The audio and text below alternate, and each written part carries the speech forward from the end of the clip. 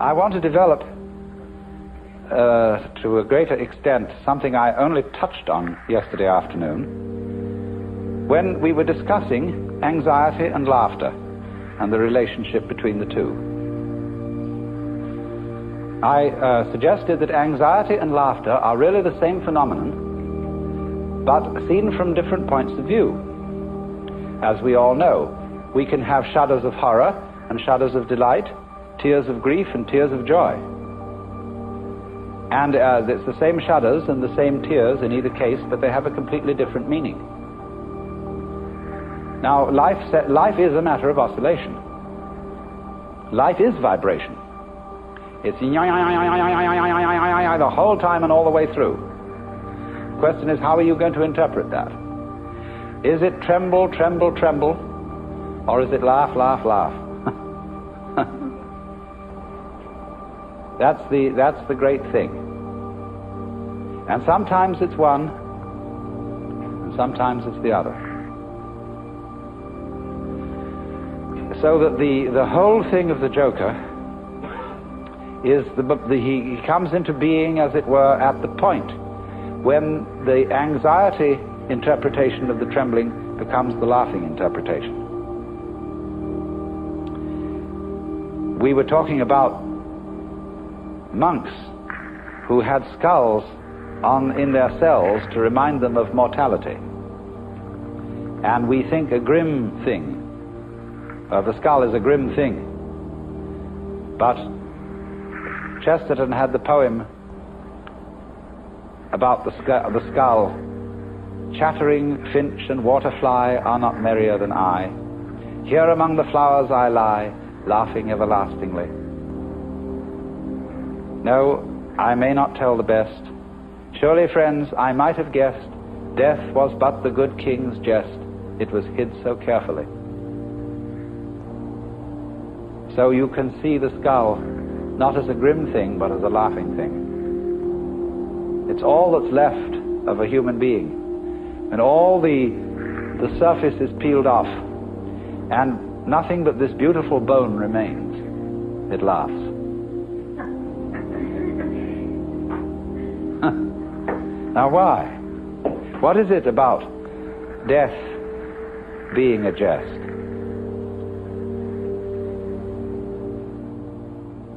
You see, that's all very well to rationalize and say, no, it's not death I'm afraid of, it's the pains of death. But if you think about it deeply, there are several stages in thinking about it deeply.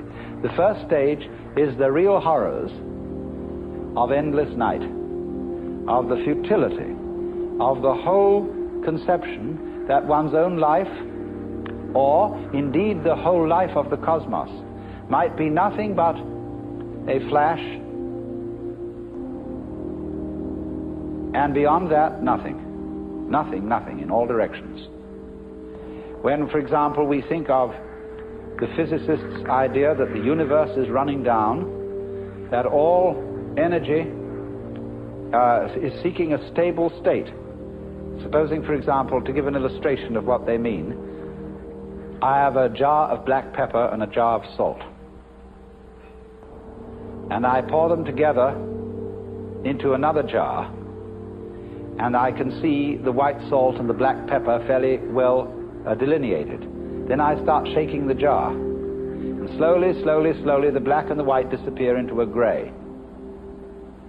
That can never be sorted out again into black and white.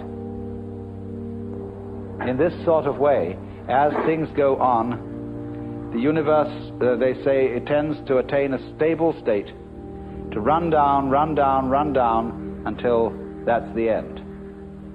And nobody knows how it could possibly start all over again. But I always say, and I feel it in a sort of funny, intuitive way, that what happened once can happen again. If this world started at some time, supposing there was a colossal explosion which set all these galaxies flying out, then what existed before that explosion must surely have been something like the stable state to which we shall run down in the end. And if it went bang once, there's absolutely no reason why it shouldn't go bang again. I suppose there are temperaments in logic. I have a temperament whereby I just cannot, it seems to me absolutely basic that what happened once can happen again. But there are other people who so cherish the unique that they can conceive the idea of something like existence happening only once. But you see, something that happens only once doesn't happen at all. What happens if a given sound consists of only one vibration? What is the upcrest of a wave apart from the downcrest? Can you conceive that? That's the same koan as what is the sound of one hand.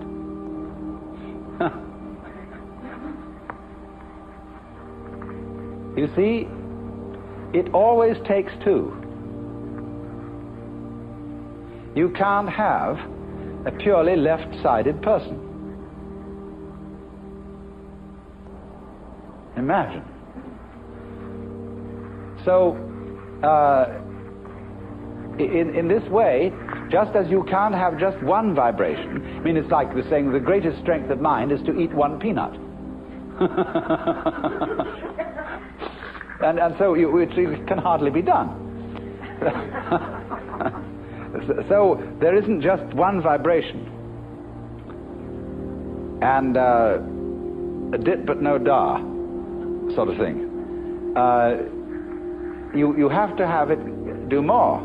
So in just the same way, when you magnify this principle, there isn't just one cosmos, or one big explosion that starts and stops. All stopping implies starting. Someone just wrote to me, we haven't parted because we never met.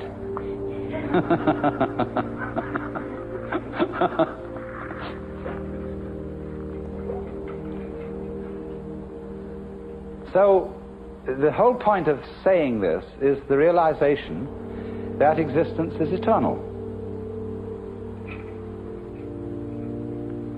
The going out of existence implies the coming in. And St. Thomas had some points here when he said, there could never have been a time when there was not being, because if there had been a time when there was nothing in nothing to produce something. But he didn't quite have the point, because what he didn't see was that nothing is productive in the sense that you can't have nothing without something. They go together. And all this thing is an argument, again, about whether the zebra is yellow striped black or black striped yellow.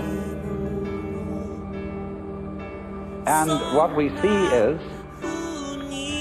that the black and the yellow, the darkness and the light, are simply two phases of the same. And that realization is exactly what transforms anxiety into laughter. Suddenly to see that you just, after all this anxiety, that you don't have anything to worry about. Now listen closely.